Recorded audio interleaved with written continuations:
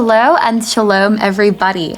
My name is Julia Jassy, and you are listening to Nice Jewish Girls, brought to you by Unpacked, a division of OpenDor Media. On today's episode, we are sitting down with Maytal Shainberg, a business developer, an Orthodox Jewish woman, and an advocate for other women like her.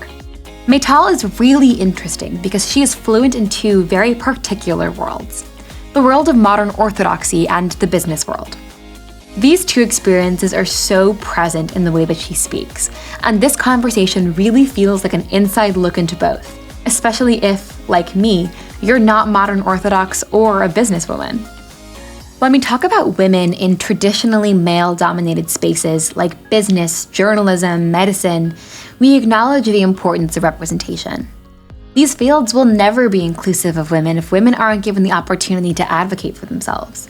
Maytal Shainberg shows us a very particular and very important example of this. Representation for women in the business world, yeah, but also representation for Orthodox Jewish women. A community that is so misunderstood and so misrepresented. A community that is almost always spoken over. I am so excited to speak to Maytal Shainberg today and to unpack all of this.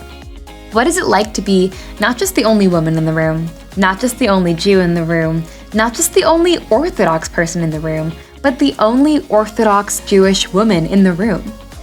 How is the field shifting to be more inclusive of women and Jews alike, especially when it comes to issues like Shabbat or maternity leave? I am so excited for you guys to meet her. Let's do this thing. Maytal Shainberg began her career focused on venture capital-backed digital advertising startups, where she developed strong connections around the publishing, user experience, and video categories. In 2015, she joined fintech startup FastPay, where she developed the company's sales strategy and led a 15-person team focused on enterprise clients. Today, Shainberg leads East West Bank's new media lending group, leveraging her 10-plus years of experience in the new media, advertising, and technology industries. Maytal, it's an honor to have you. Thank you so much for coming today. Great to be here. Could you give us a bit of a background about where you come from, what your experience was like growing up as a Jewish woman? Sure. So I grew up in Brooklyn, New York, born and raised there. My parents are both Israeli. My dad was in the Yom Kippur War and the Six-Day War. Pretty brutal upbringing, if I might say so myself. My dad dealt with a lot of PTSD issues and bipolar issues, which ultimately led to him and my mom having a pretty nasty divorce as I was growing up. But, you know, we always identified as Jewish, and as we got older as children, we became more religious. So I sort of grew up watching TV on Saturdays, and then I remember one day my mom walking in and saying, "No more cartoons on Saturdays. Now we're going to start going to shul." So it was definitely like a unique experience in that I always knew what Shabbat was and I always knew what shul was. We just never really attended until I hit probably age 7 or 8. And now, as an adult, what's your connection to it? Are you kind of more of how you started or how you ended up? So, you know, I think like most Jewish people who grow up religious, you kind of experiment a bit, right? And so I had a pretty firm upbringing once we turned Baal Tshuva and did all the quote-unquote right things, right? Went to Yeshiva Flatbush, went to seminary, went to Stern. And it wasn't until after I graduated college and entered the workforce that I realized, wow, there's such a thing called eating out. And, you know, having a bagel from a non-kosher restaurant with Philadelphia cream cheese is not the worst thing in the world, right? So you start tiptoeing into that and dipping your toes in the water. And as you start to experience non-Jewish folks, you kind of get hit with, wow, I need to re-identify as a Jew, and what does that mean to me? And so, you know, I played with that a bit. I always really kept Shabbat to a certain extent. To me, Shabbat's more, I would say, cathartic than a sort of religious experience, right? I love the idea of removing all electronics and sort of reconnecting and reading and being one with your mind as opposed to having all these constant distractions. And so that sort of always kept me going. But as I've gotten older, I wouldn't necessarily say I've gotten more religious, but I would say that I became more Jewish. And to me, that just really means connecting with the land and connecting with the people. Absolutely. And growing up, it seems like you kind of were really, you lived in a place in Brooklyn and you went to seminary and yeshiva, so you were really around Jews a lot. Yeah. I did Daf Yomi. I went to Yeshiva Flatbush. I did Ivrit classes. I didn't really have that exposure to the outside Jewish world. I had a pretty insular upbringing, although I don't think that was sort of intentional, right? I spent summers in Israel, so I knew the difference between Chiloni and not Chiloni, but it was always around Jewish people. So I was fortunate, but also I think my growth was stunted a bit because of it. And so your experience at yeshiva, so at this point it was Stern, right? Correct. Okay. And what was that experience like being a woman there? Because it seems like a place women historically weren't able to study, but then you were in this really particular program of having an experience I don't think women could have had a couple of, like 100 years ago, perhaps, of like really being able to have an intense Jewish education. What was that experience like for you? So I think for me, it was more of going to I went to Bravendor's, Madreshat Lindenbaum, for seminary. And that to me was the epitome of seeing where we've been and where we can go, right? Like I did Daf Yomi daily. I loved Gemara. I did it in high school as well. Stern, I shouldn't say I love Stern. Stern was fine, right? Like I went there because I got a free ride. Mm-hmm. But that being said, like it served me really well. Like I had access to the city and that was great for me. It was the first time I was really exposed to non-Jewish people because I would go out on, Thursday nights and Saturday nights, etc. You were free to learn. I did have a really great, I majored in poli-sci economics and I had great professors. You're smack in the middle of Midtown. Yeah. So, but only if you want to be, right? Otherwise, look, I mean, I lived in Windsor Court, which was super Jewish in that it had, a bunch of Stern girls were living in that apartment building. I think it was like on the low 30s, between second and third. It was a great apartment. But you also had all these students from Penn and other recent college grads whose parents were rich enough to get them an apartment in Windsor Court, right? And so all of a sudden you're starting to see all these other people. And Stern would obviously never want you to go hang out at a bar across the street on 3rd Avenue. There's so many great bars, but I did, right? And so that's how, but then you're met with all these thoughts and I was like, wow, I really wish, the two classes I really wish they would focus on more in high school and college is how to have human interactions with people who are not from your race or ethnicity. And then how to write proper business emails, right? Because I think those two things are things we don't focus on enough, and they're really valuable real world experience. Have to stop putting exclamation points after every single sentence. Correct. When I write an email, so I could probably use that that class. There's a good app. Shoot, I think it's called Girlboss or something like that, where it reads your email for you and it tells you if you're being too emotional. So it'll remove words for you, which I think is a really valuable tool. I used it for forever because, look, as females, we're over emotional, we're over apologetic for no reason whatsoever. And I think that as a female in the workforce, we need to be more careful and more cognizant of how we're speaking and how we're coming across and getting rid of smiley faces and exclamation points and here I am overly excited about this because it's not what the other sex would do, and if you want to show that you're as badass as a guy, I think you sort of need to start acting like one a little bit. I think that brings us to the next part of the conversation, which is you are extremely self-sufficient. You are really breaking new grounds in a career that women couldn't have access to just a few decades ago, a few generations ago.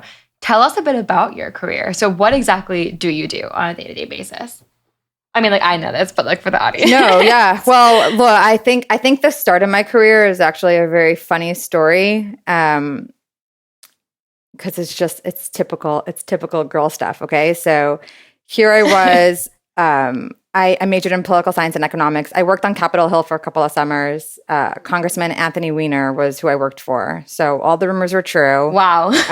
In that very just like misogynistic, typical way, right? And so Wow. I was really turned off. I did not want to work in Capitol Hill leaving college, but I was SOL. I had no idea what I wanted to do in my life.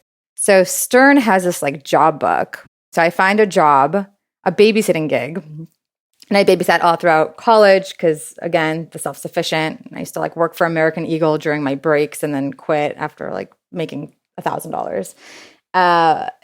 So I get this babysitting gig and they were paying $1,000 cash per week. Oh my God. I was like, wow, I'm rich. That's a good job. I'm rich. I'm totally rich. Like this fancy Upper West Side family. And I remember my mom telling me, like, this is the dumbest job. I can't imagine, like, this is what you're going to do with your life. I'm like, no, I don't think this is what I'm going to do with my life, but this sounds great. $1,000 cash a week. You know, I'll pay off some, like, debt. I'll read. I'll just figure out what I want to do next. It's not a bad job. I got fired on day 3. I got fired on day 3 because I met her husband on day 2. Basically, she fired me because she didn't like the way her husband talked about me after he met me. I was this like bubbly Stern girl. At the time, by the way, I was totally super religious, like all skirts, but I was extremely Orthodox looking. And I was so offended that I was getting fired because like her husband said something, whatever, flirtatious about me. Who the hell knows? But B, I was like, oh my God, that's disgusting. Like I was like pretty immature at the time. Anyways, I went home that day and I got a message from a random person on Facebook saying they're in marketing and in advertising and their company's hiring. They think that I'd be perfect for it because I'm an extrovert. You don't really need to know anything. I'm like, perfect, sign me up. And that's sort of how I fell into the space of ad tech marketing, advertising.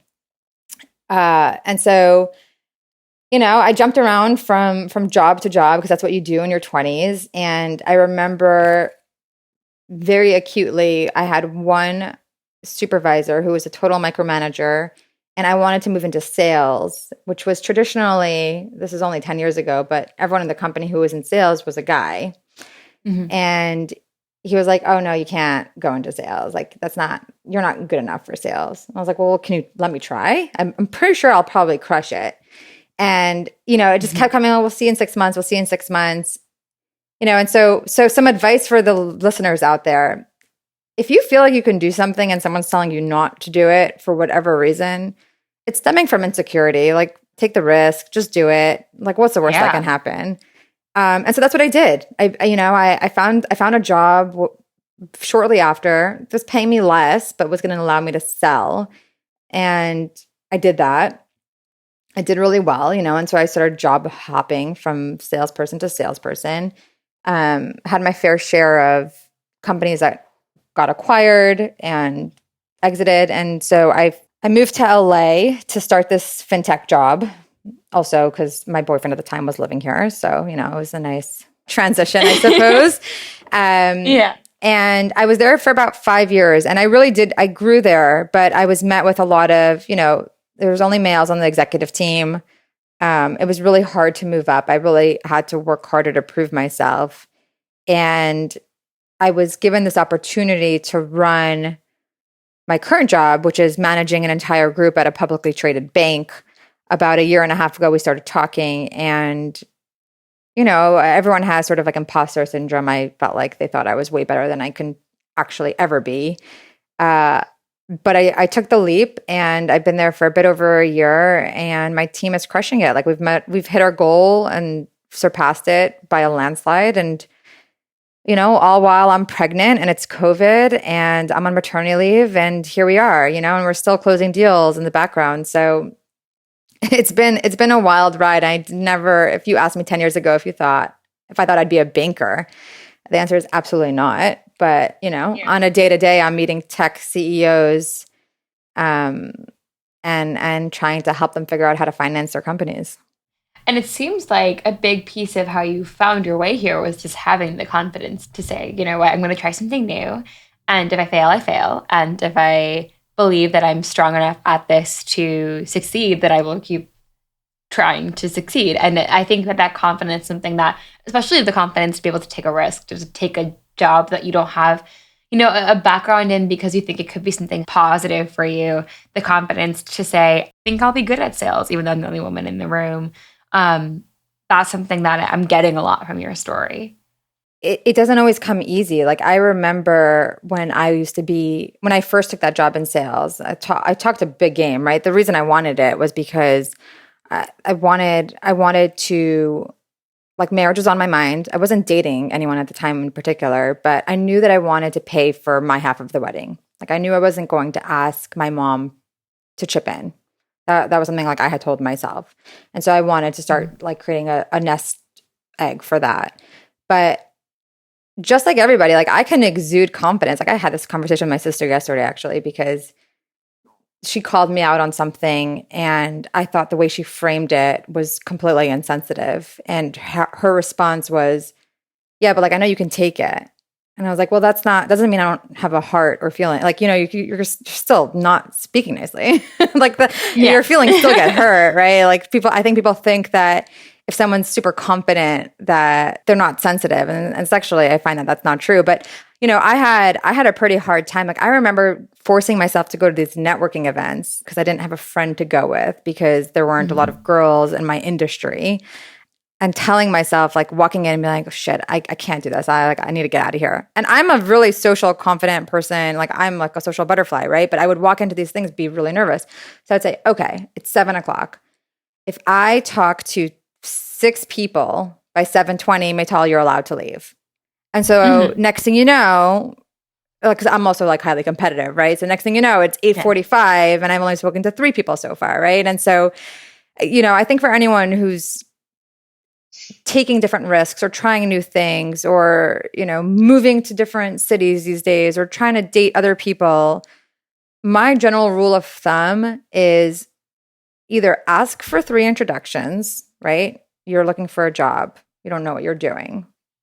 Ask for 3 introductions. Those 3 introductions will give you 3 other introductions. And then next thing you know, you have this whole networking effect, which tends to help. And then you sort of lose sight of the fact that you are nervous or you're anxious and you have all these other options now. And it just takes that little push. But I think that if we, at least in my experience, right, like it wasn't like, oh, I went from stern job book to running a group at a publicly trading bank overnight, right? It was like all these micro movements that I did throughout the course of my career that got me here. You very often were the only girl in the room, the only girl on a certain team.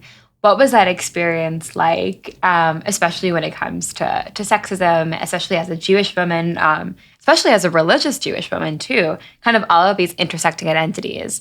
What was it like in this new field? So I had to learn really early on, and it's actually something I'm still learning, to be quite honest with you, how to set proper boundaries, right? I think that it's hard for people to want to grow in their career, do it really quickly, and have boundaries, right? I became the yes person all the time, right? I'll do this extra job. I'll bend over backwards for you. I won't take that promotion I deserve. You'll tell me that you'll pay me a bigger bonus next year, and that's okay with me, because I want to sort of prove myself, right? Tim Ferriss runs like an awesome podcast that I think everyone should listen to, right? He's the author of 4-Hour Workweek, 4-Hour Body. He's a super interesting individual. And so he runs a podcast where he talks to famous people or interesting people on a weekly basis. And there's actually a book he had recommended from his latest podcast by Anthony DeMello called Awareness. And it's a really interesting book, and it's really all about creating awareness in your mind and body on what it is that's going around you, right? And so I read that book like a bunch of different times throughout my career because there have been so many times where I was the only female, forget being Jewish for a minute, I was the only female in the room. And then you couple Judaism on top of that, and then you couple Orthodox on top of that, right? So I was the person who was missing out on events and networking things because I kept Shabbat, right? And so I had to duck out early on Fridays, and I wasn't available on Saturdays to hang out with the rest of the teams and the groups. And, I think that it takes a while for you to come into your own. But I found that so long as I was aware of how I was feeling and what was going on, I was able to honor whether I was being true to myself or not. And by the way, there were plenty of times I was not true to myself at all, right? Like I did stupid stuff just to impress people, which is, I think, fine, right? People make mistakes and you get right back up and you do postmortems and you figure out how you could do it better next time. But so long as you had that awareness, that's always what I came back to. And as I got older, I got way more comfortable and confident in saying, I'm Jewish, I believe in Israel, and here are my thoughts. Like I'll give you just an interesting tidbit that happened. So there's this organization called Chief, which is the female-led executive program. So think like, I don't know, it's VP level to C-suites and above across New York, LA, San Francisco, and Chicago. And we have this incredible network of females. And then on a monthly basis, we have what they call a core group. So I'm part of a core group of 10 executives, and we meet on a monthly basis and we talk about shop. And there's usually some sort of guided meditation attached to it, and this, that, and the other. Without fail, throughout all of COVID, whether it was Black Lives Matter or what happened on Capitol Hill or, Asian hate, et cetera, whenever one of those things was happening at the time, we started every core meeting with, okay, let's keep some open space, and everyone who wants to talk about what happened with George Floyd or what happened on Capitol Hill or, Biden versus Trump, like we want to create a safe space so that you can feel comfortable. And I wouldn't say venting is the right word, but like just releasing some of the tension and just having a place where we could talk about it. Mm-hmm. Okay, great. When there was the latest fight between Gaza and Israel was going on, I had a core meeting I opened up my Zoom and I logged on about 15 minutes after I had opened up Instagram and saw that my cousin's apartment in Tel Aviv got blown up. Oh. Thank God Israel's really good at predicting when these rockets are launching. And so she had vacated the building, but it's a building, an apartment she moved into with her fiance, and there was shattered glass. Everything was ruined, right? So sure, the monetary portion is one thing, but it's the emotional portion that really, it's just like it broke my heart, right? She was getting married in 3 weeks and this is what was going on.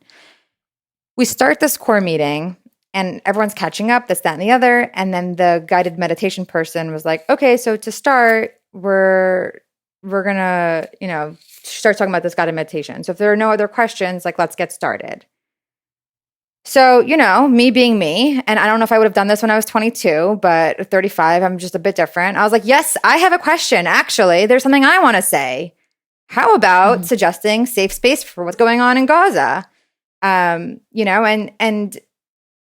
it turns out, and I didn't know this, but it turns out that there's an Australian woman her name is Mina. She's a gem who's on this core group with me, who is Palestinian.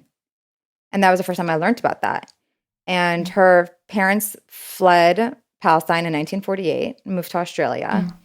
And, I was like, look, I'm pretty frustrated. You have to find a way to say all this like calmly, right? And respectfully, because you never really know who's on the other side and how everyone's feeling. And I think that's something that everyone needs to learn on both sides, to be quite honest. But the way I positioned it was, I'm pretty frustrated that we found safe space to talk about all these other hate crimes that are going on in the US, but this is affecting a huge portion, and there's a ton of anti-Semitism going on, and I think we should talk about it. And so, we did. We ended up speaking about it for 20 minutes, but what was wild to me was, of the 8 people, there's 10 of us, only 8 people had any idea what was going on. So 2 literally had no idea.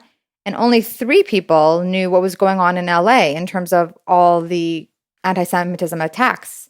And why is that? Because their Facebook and Instagram algorithms didn't show them what was going on. So I thought that was like wild to me. Like one of them lived 2 blocks away from one of these crazy attacks that happened by the Grove in Los Angeles. And that floored me, right? And it was also super interesting Yeah. for me to listen to this Palestinian Australian woman's perspective because she was, I don't want to say pro-Israel, but she was anti-hate, right? Which is, I think, what Israel was trying to say this entire time. Like, we're just trying to Mhm. protect humanity here. Absolutely. And I think finding kind of that mutual humanity is so important. I had a similar experience when there was this like wild uptick in anti-Semitism and I was getting a ton of harassment online. And the person who actually kind of like stood up for me and defended me, what her family was Palestinian. I never met her before. She was just someone from online. And she commented and she was like, listen, I'm struggling. My family, her family was Palestinian. My family, my grandparents are Israeli. And she was like, look, I'm struggling. I can only imagine that you're struggling too. And I want you to know that like I'm praying for your family and my own family too. And I think if we're able to like have more experiences like that where we're seeing mutual humanity in each other and having these conversations, it could be a really positive experience.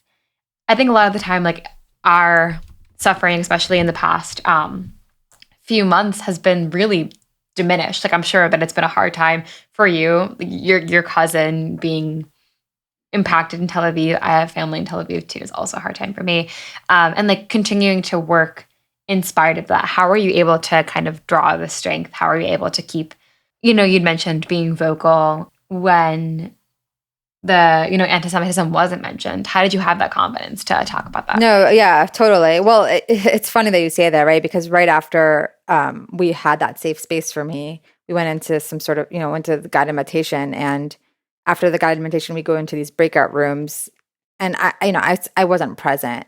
And again, bringing it back to awareness and just being transparent with yourself and those around you. I sucked as like a teammate that day. And I think that's okay, right? I was upfront about it. I'm like, look, guys, I'm not going to be productive today. That really just triggered me in a way that I don't know why, but apparently I have a lot of feelings around it, which I didn't really think I was because, look, I didn't post on Instagram the way everyone I know did, right? I unfollowed a bunch of people, that's for sure, but I wasn't super vocal that way. The one thing I was happy about, even though, again, this is a total cop out, but I was happy that I was remote because I remember last time when this was going on, a few years back, being in the work setting and needing to defend Israel sort of on a day-to-day basis with coworkers, right? Because it's this awkward balance. Like when I was at this fintech firm, there were like pro Hamas people in my engineering team. And figure out a way, forget to be polite, but like to not be scared at work was pretty difficult, right? Like there were only 50 employees and there was someone who was legitimately watching Hamas YouTube videos at work. And we have like an open office. And I was an executive, right? And it was a pretty weird conversation to have with my CEO and head of HR, but I had to say something because I was genuinely fearful for my life. This time around, it's totally possible that there are people who are anti-Semitic at my job, but I've been living in this COVID bubble, which for good or bad has been able to shield me from a lot of the hurt and pain that I think that, in prior years or when there were other intifadas, things like that, I've had to experience head on. It's a hard place to be in, and I think it's hard to have those conversations with other people and say, hi, what's happening to me as anti-Semitic, because people don't always understand it. But I think it takes a lot of growth and strength to be able to do that. How would you recommend for other people listening to this who have similar experiences where something anti-Semitic happens and they don't know how to confront it? How do you recommend they go about being vocal about it, about telling someone about it?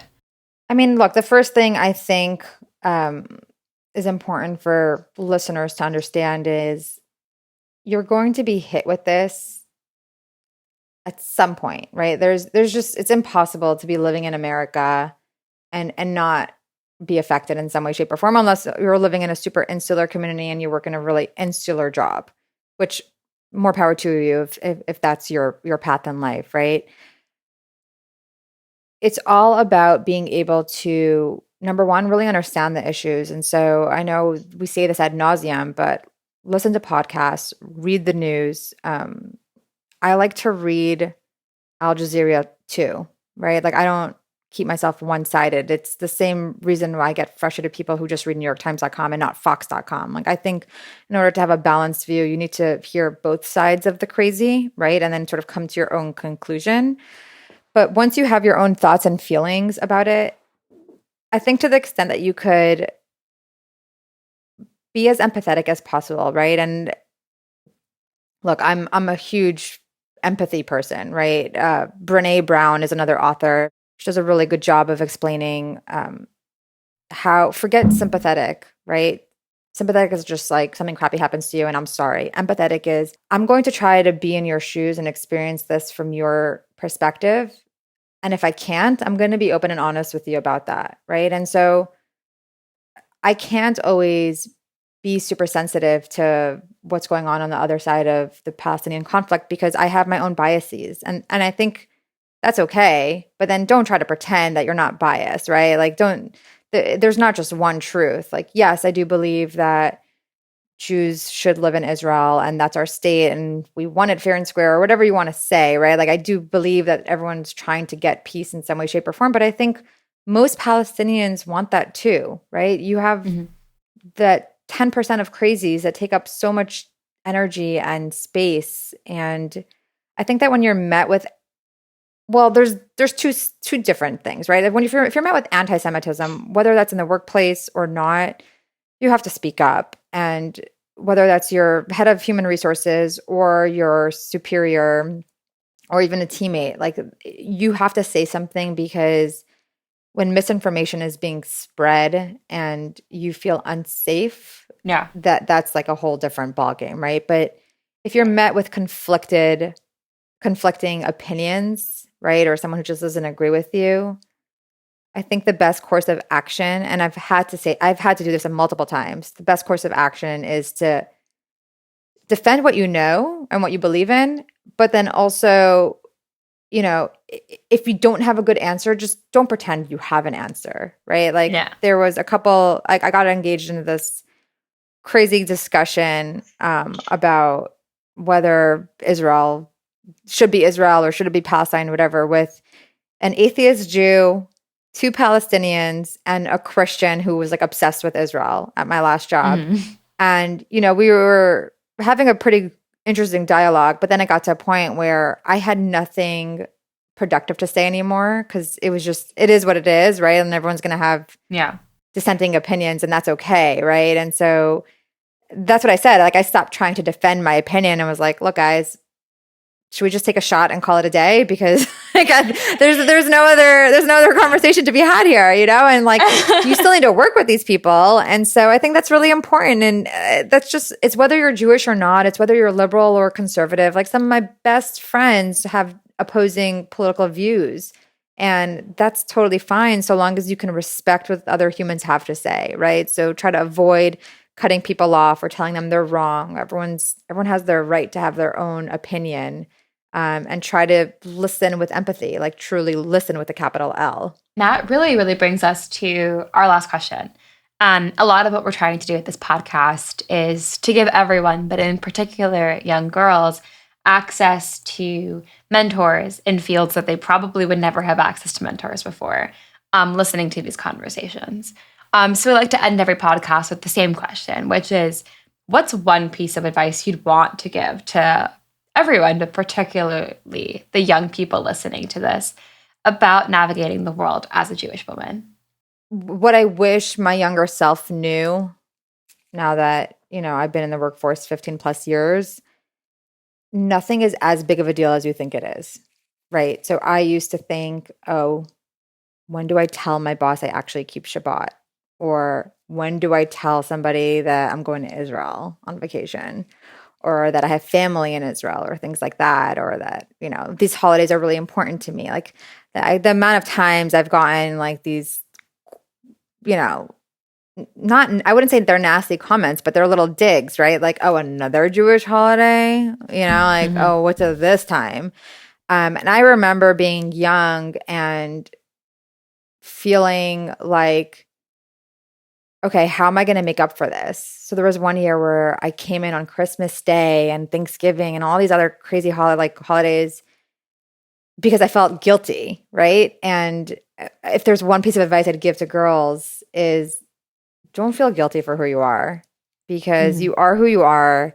And the more confidence you have in yourself, the more confidence you'll exude. And nothing is as big of a deal as you think it is. It truly isn't. Like, I remember even just starting a new job and being like, oh God, I have to give 2 weeks and I can't take a vacation in between because like they really need me so badly, or they're going to rescind my offer or something crazy is going to happen. Really, no one cares. I just hired somebody, and he called me yesterday or 2 days ago and was like, oh, I just wanted to let you know that I have this family vacation here and that family vacation. There's a guy, obviously, right? So he's like lining up all his family vacations. So I need to pre-approve all his vacations before he starts. But I know you want me so badly. So, I'll start here. But basically, I need 1.5 weeks off within the first 30 days of working. And I was like, you know what? Why don't you just start August 9th? You go take your vacation. That doesn't need to be my problem. That's a your problem. And I called my head of HR and she's like, are you crazy? He's going to start so late. And I'm like, doesn't matter. 6 weeks. Is that really, it doesn't matter to anybody. Like, we think right now, sure, we've been trying to fill this position for 3 months, but like, who the hell cares? It's not a big deal. When everybody's problems become your problems, you have a really crappy life, right? So don't apologize, don't feel guilty, and don't make everybody else's issue your issue. Yes, that is really fantastic advice. Thank you so much for having this conversation. It's been such an honor to hear from you and to hear just kind of like the way that you own your career and yourself and your trajectory. It's really empowering and inspiring. And thank you for coming and sitting and speaking with us. Oh, thanks for having me. It's so fun. This was such a meaningful conversation to have. Growing up in the early 2000s, I was always made aware of women doing things for the first time. We learned about them in school, we read about them in the news, but when we talked about women, we often ignored marginalized identities. We didn't talk about the barriers some women still face, the racism, the discrimination, or in this case, the anti-Semitism that still exists around us. Now we are reckoning with the way that equality in fields like business often excludes people with these intersecting identities, including Orthodox Jewish women. With such a lack in representation, the only conversations the general world has been having around Orthodox Judaism, and Orthodox Jewish women in particular, are stories about people leaving the Orthodox community. Stories about hardship and abuse, stories that do demand to be told. But stories of triumph like Maytal's are rarely ever told. Stories celebrating Orthodox Jewish women are so often ignored. What I loved so much about this conversation with Maytal was how absolutely honest it was. She was critical, yes, but also excited. She was realistic, yeah, but also super hopeful. She gave us a really raw and really true picture of the modern experience of Orthodox Jewish women. This reconciliation of two worlds, not in tension, but in concert. I loved this conversation so much that after we finished recording, we continued to chat and share stories. And Maytal told this story I keep thinking about. She told me about a time when she was pregnant, about to have a child, and there was no determined system of maternity leave at her company. Women were just expected to use their sick or vacation time to literally give birth to another human being. And for her, that just signaled how far behind the field was in terms of inclusivity for women. So much so that her higher-ups had never even considered that maternity leave was not just important, but necessary. And so Maytal fought for maternity leave at her company. And now, all other women had the access that she so frustratingly lacked. She made the field better, not just for herself, but for all women. And she does that every day. More than anything else, that's what feminism means to me. Women making the world more accessible for other women. Women advocating not just for themselves, but for the community. And it is so beautiful to see. And this, my friends, is where we'll leave you for today's episode of Nice Jewish Girls. hopefully a bit smarter and a bit more inspired. I would love, love, love to hear your feedback and suggestions for other nice Jewish girls to host on this pod. Email us at podcasts@jewishnunpacked.com and join us next week when we'll be speaking with Einat Wilf, former Knesset member, author, and advocate. Nice Jewish Girls is a production of Unpacked, a division of OpenDor Media. Rivki Stern is our producer, and I am your host, Julia Jassy. Check out JewishUnpacked.com for everything Unpacked related, and subscribe to our other podcasts. I want to shout out a weekly podcast you might love called This Week Unpacked. In 15-minute episodes, my colleagues Avi and Sarah explore a relevant and important topic in Jewish and Israel news. Check it out and let me know what you think. And follow Unpacked at all of the social media places like TikTok, Instagram, Facebook, YouTube, and Twitter. Just look for @JewishUnpacked. Talk to you later, ladies.